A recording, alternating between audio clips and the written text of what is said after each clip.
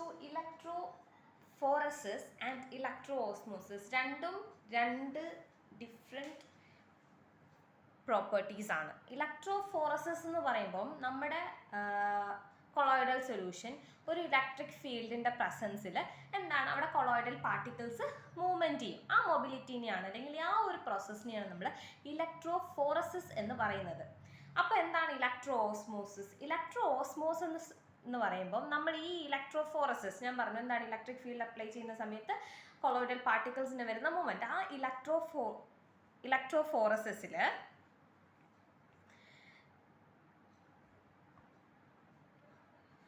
ഒരു കൊളോയിഡൽ സിസ്റ്റത്തിലെ ആ ഇലക്ട്രോഫോറസിസ് ഒരു സ്യൂട്ടബിൾ ഡിസ്പേർഷൻ മീഡിയം വെച്ച് പ്രിവെൻറ്റ് ചെയ്യുമ്പോൾ ഈ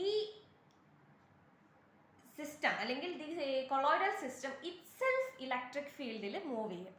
ഓക്കെ, ആ ഒരു മെക്കാനിസമാണ് ഇലക്ട്രോഓസ്മോസിസ്. ഇലക്ട്രോഫോറസിസ് എന്ന് പറയുന്നത് സിംപ്ലി കൊളോയിഡൽ പാർട്ടിക്കിൾസിൻ്റെ movement due to the application of an electric field, അതാണ് ഇലക്ട്രോഫോറസിസ്. ഇലക്ട്രോഓസ്മോസിസ് വരുന്ന സമയത്ത് എന്താണ് ഇലക്ട്രോഫോറസിസ് കാരണം ഡിസ്പേഴ്സ്ഡ് ഫേസ് അല്ലെങ്കിൽ electrophoresis of a dispersed phase ഒരു കൊളോയിഡൽ സിസ്റ്റത്തിൽ നമ്മൾ സെർട്ടൈൻ ഡിസ്പേർഷൻ മീഡിയം യൂസ് ചെയ്ത് ആ ഇലക്ട്രോഫോറസിസിനെ അവിടെ പ്രിവെൻറ്റ് ചെയ്യുന്ന സമയത്ത് നമ്മുടെ സിസ്റ്റം ഇറ്റ്സെൽഫ് ഇലക്ട്രിക് ഫീൽഡിൽ മൂവ് ചെയ്യാൻ ചെയ്യും. ആ ഒരു മൂവ്മെൻറ്റിനെ അല്ലെങ്കിൽ ആ ഒരു പ്രോസസ്സിനെയാണ് നമ്മൾ ഇലക്ട്രോഓസ്മോസിസ് എന്ന് പറയുന്നത്. Okay, so electrophoresis and electroosmosis clear ആയിട്ട് മനസ്സിലാക്കിയിരിക്കണം. Electroosmosis and electrophoresis. ഇനി നെക്സ്റ്റ് നമ്മൾ ഈ വീഡിയോയിൽ ചെറിയ ടോപ്പിക്സ് ആയിരിക്കും. മേജർലി നമ്മൾ ഇപ്പോൾ ഇലക്ട്രോഫോറസിസ് ഓസ്മോസിസ് പറഞ്ഞു, ഇനി ജനറൽ പ്രോപ്പർട്ടീസ് പറയും, അതുപോലെ തന്നെ പ്യൂരിഫിക്കേഷൻ പറയും, ദെൻ പ്രിപ്പറേഷൻ ഉണ്ടെന്ന് തോന്നുന്നു, അതുപോലെ ഗോൾഡ് നമ്പർ, ഇങ്ങനെ ചെറിയ ടോപ്പിക്സ് ആയിരിക്കും, പക്ഷെ ഇമ്പോർട്ടൻ്റ് ആണ്. ഇനി ജനറൽ ആയിട്ട് വരുന്ന പ്രോപ്പർട്ടീസ് നമ്മുടെ ഇൻട്രൊഡക്ഷൻ വീഡിയോ തൊട്ട് ഇതുവരെ പറഞ്ഞതിൽ സമ്മപ്പ് ചെയ്യുവാണ് ആക്ച്വലി ഇത്. ജനറൽ പ്രോപ്പർട്ടീസ് എന്ന് പറഞ്ഞ് ഉദ്ദേശിക്കുമ്പോൾ ഹെട്രോജീനിയസ് ആണ്, രണ്ട് ഫേസസ് ഉണ്ട്, dispersed face and dispersion medium.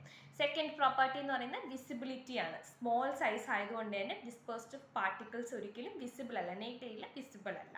ഇനി ഫിൽറ്ററബിലിറ്റി നിങ്ങൾക്കറിയാം, എന്താണ് ഇത്രയും സ്മോൾ പാർട്ടിക്കിൾസ് ആയതുകൊണ്ട് തന്നെ നോർമൽ ഓർഡിനറി ഒരു ഫിൽട്ടർ പേപ്പർ വെച്ച് ഫിൽട്ടർ ചെയ്യാൻ പറ്റത്തില്ല.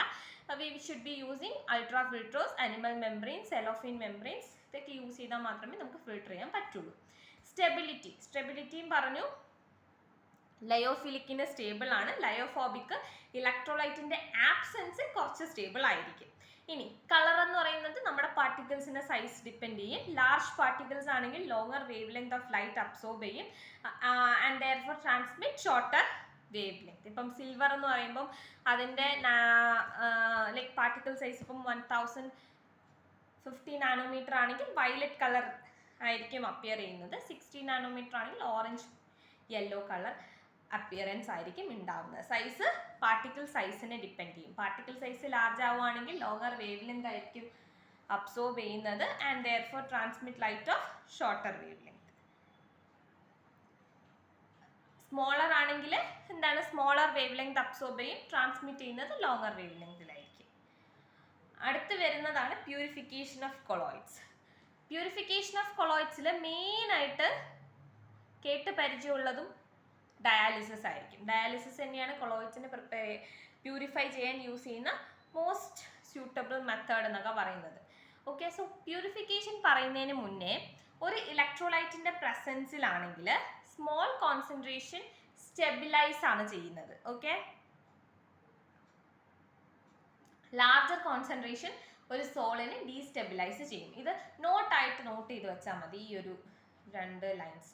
Presence of electrolytes in smaller concentration stabilizes a salt. Presence of electrolyte in larger concentration destabilizes a salt. Note ചെയ്ത് വെക്കണേ. So coming to dialysis. Dialysis എന്താണ്? It is the separation of impurities by means of diffusion through a suitable membrane. Membrane എന്താണ്? സെല്ലോഫെയിനോ parchment പേപ്പറോ ഒക്കെ ആവാം. Colloidal solution ആയതുകൊണ്ട് തന്നെ normal ordinary filter paper use ചെയ്തിട്ട് പറ്റില്ല അല്ലേ. ഇനി ഡയാലിസിസ് ഒരു ഇലക്ട്രിക് ഫീൽഡിന്റെ പ്രസൻസിലാണെങ്കിൽ അവിടെ നമ്മൾ ഇലക്ട്രോ ഡയാലിസിസ് എന്ന് പറയും. ഇനി അൾട്രാ ഫിൽട്രേഷൻ എന്താന്ന് പറഞ്ഞു, എന്താണ് അൾട്രാ ഫിൽറ്റേഴ്സ് യൂസ് ചെയ്യുന്നുണ്ട്. So what is ultra filter? ഒരു നോർമൽ ഫിൽറ്റർ പേപ്പറിനെ ജെലാറ്റിനോ കൊളാഡിനോ പോലുള്ള സൊല്യൂഷനിൽ ഡിപ്പ് ചെയ്ത് ഹാർഡൻ ചെയ്ത് ഫോർമാലിയേറ്റ് സൊല്യൂഷനിൽ എഗെയിൻ ഒന്ന് ഡിപ്പെൻഡ് ചെയ്ത് എടുക്കുന്നതാണ് അൾട്രാ ഫിൽറ്റേഴ്സ്. എന്താണ് നോർമൽ ഫിൽറ്റേഴ്സിനെ ജെലാറ്റിൻ അല്ലെങ്കിൽ കൊളോഡിയൻ പോലുള്ളത് വെച്ച് ട്രീറ്റ് ചെയ്ത് ഹാർഡൺ ആക്കി ഒരു ഫോർമാലിഡിഹൈഡിൽ ഡിപ്പ് ചെയ്ത് എടുക്കുന്നതാണ് ultra filters. Then ultra centrifugation. നിങ്ങൾ ഡിഗ്രിക്ക് എനിക്കൊന്ന് 5th സെമ്മിലാണെന്ന് തോന്നുന്നു നമ്മൾ അൾട്രാ ഫിൽറ്റേഴ്സ് യൂസ് ചെയ്ത് നമ്മൾ ഈ ഓർഗാനിക് കോമ്പൗണ്ട്സിനെ അനാലിസ് ചെയ്യുന്ന മെത്തേഡിൽ അൾട്രാ ഫിൽറ്റേഴ്സ് സെൻട്രിഫ്യൂഗേഷൻ യൂസ് ചെയ്യുന്നുണ്ട്. സെൻട്രിഫ്യൂഗേറ്റ് വെച്ച്, അതായത് നമ്മളൊരു സെൻട്രിഫ്യൂഗേറ്റ് പ്രിപ്പയർ ചെയ്യാൻ വേണ്ടി നമ്മൾ യൂസ് ചെയ്യുന്നുണ്ട്. ഒരു ട്യൂബിൽ ഒരു കൊളോയിഡൽ സൊല്യൂഷൻ എടുക്കും, അതിനുശേഷം ഈ ഒരു അൾട്രാ ഫിൽറ്റർ തന്നെ പിന്നെയും വരുന്നല്ലേ സെൻട്രിഫ്യൂഗേറ്റിൽ വെച്ച് ഹൈ സ്പീഡിൽ അത് റൊട്ടേറ്റ് ചെയ്യും.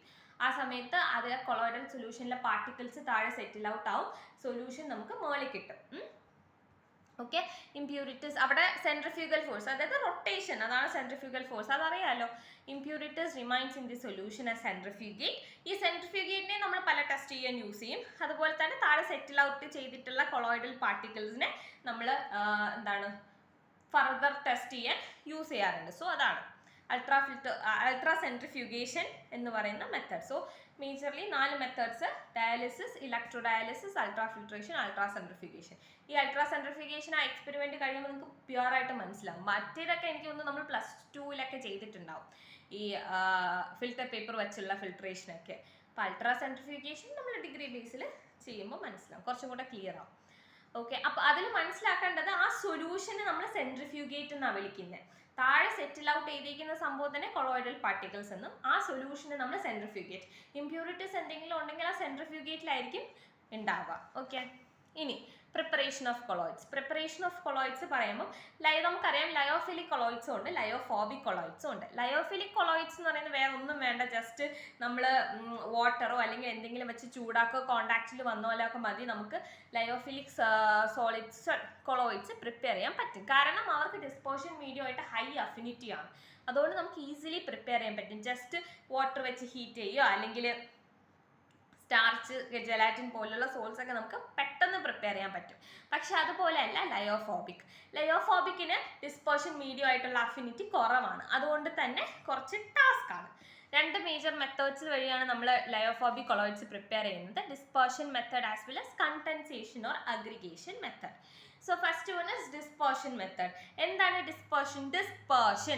ഡിസ്പേർഷൻ? ബിഗർ പാർട്ടിക്കിൾസിനെ സ്മോളർ സബ്സ്റ്റൻസ് ആയിട്ട് ബ്രേക്കിംഗ് ചെയ്യുന്നു, അങ്ങനെ പ്രിപ്പയർ ചെയ്യുന്നതാണ് ഡിസ്പേർഷൻ മെത്തേഡ്. സോ ഇതൊരു ഡിസ്പേർഷൻ മെത്തേഡ്സിന്റെ പല ടൈപ്സ് ആണ് ഇവിടെ കൊടുത്തിരിക്കുന്നത്. മെക്കാനിക്കൽ ഡിസ്പേർഷൻ ഉണ്ട്, ഇലക്ട്രിക്കൽ ഡിസ്പേർഷൻ. ഇത് നമ്മൾ ഇൻ ഡീറ്റെയിൽ പറയുന്നുണ്ട്, ഇത് സെപ്പറേറ്റ് ഒരു വീഡിയോ ഞാൻ ചെയ്യുന്നുണ്ട്.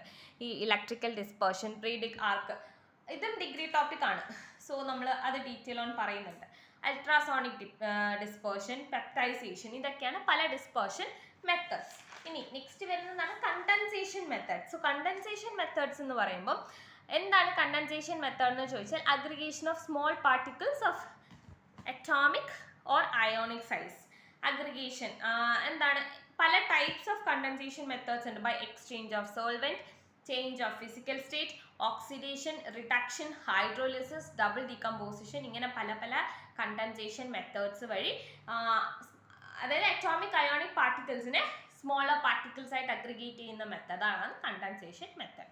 ഇനി അടുത്ത് വരുന്നതാണ് gold number. Very important. Gold number എന്ന് പറയുമ്പോൾ actually it is the protective colloid.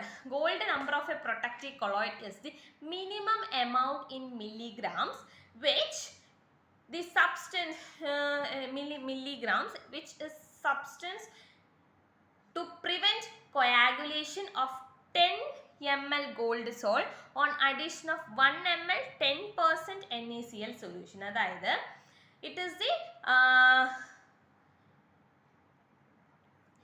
in milligrams bracket കൊടുക്കുക. It is the minimum amount which is sufficient to prevent coagulation of 10 ml gold salt on addition of 1 ml. ഈ coagulation prevent ചെയ്യാൻ use ചെയ്യുന്ന ഒരു മെത്തേഡാണ്. അതായത് ഈ ഒരു 10 ml gold sol എടുക്കുവാണെങ്കിൽ അതിൽ 1 ml 10% NaCl സൊല്യൂഷൻ്റെ പ്രസൻസിൽ ആഡ് ചെയ്തിട്ട് കൊയാഗുലേഷൻ പ്രിവെന്റ് ചെയ്യാൻ വരുന്ന സോ ഈ ഗോൾഡ് നമ്പർ എന്ന് പറയുന്ന കോൺസെപ്റ്റ് ഇൻട്രൊഡ്യൂസ് ചെയ്യുന്നത് സിഗ്മോൺസ് ആണ് India 1901. So protective power of lyophilic colloids express ചെയ്യാൻ യൂസ് ചെയ്യുന്ന ഒരു ടേം ആണ് gold number. So it is the minimum amount in milligrams which is sufficient to prevent coagulation of 10 ml gold salt on the addition of 1 ml 10% NaCl solution. Smaller value ആണ് ഉദ്ദേശിക്കുന്നത് എങ്കിൽ greater protective power എന്നാണ് പറയുന്നത്. So ഇവിടെ നോക്കാം, some of the common lyophilic colloids and their gold number ആണ് തന്നിട്ടുള്ളത്. Gelatin 0.0052 to 0.0, which means this has the greatest protective power എന്ന് പറയാം. ഇവിടെ സ്റ്റാർച്ച് നോക്കുകയാണെങ്കിൽ 20 to 25, high value of gold number which means less protective power എന്നാണ് പറയുന്നത്. Okay, gold number പലപ്പോഴും 1 മാർക്കിനൊക്കെ ചോദിച്ച് കണ്ടിട്ടുണ്ട്, ഡിഫൈൻ ചെയ്യാൻ തന്നെ, അല്ലെങ്കിൽ തന്നെ എന്തെങ്കിലുമൊക്കെ ആപ്ലിക്കേഷൻസ് ചോദിക്കാറുണ്ട്. Okay, so it is the minimum amount in milligrams which is sufficient to prevent coagulation of 10 ml gold salt on addition of 1 ml 10% NaCl solution.